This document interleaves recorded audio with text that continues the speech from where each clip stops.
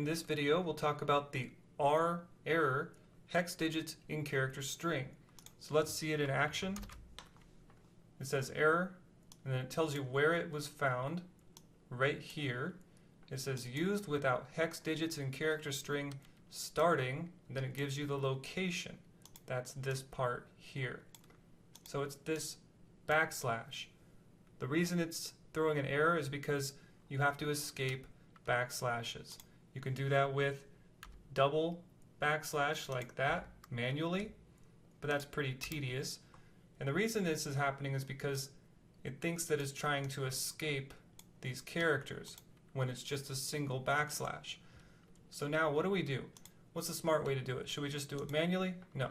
Here's a solution. First solution is scan, and before I do this, let's copy this URL to the clipboard. I'll just right click it so you can actually see me do it. Then we say clipboard, and then we could say what equals string. That'll give you this. An easier way to do it would just be to say read clipboard. There you go. So there's two ways there. I think this one is probably easier. And then you want to copy this,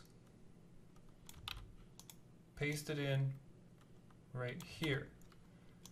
Okay, but what if we wanted to actually replace those backslashes with a single forward slash?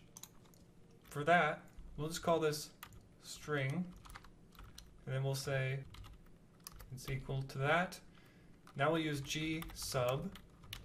We will replace these backslashes. You actually have to put 4 there, and then we replace it with 1 forward slash, and we say str.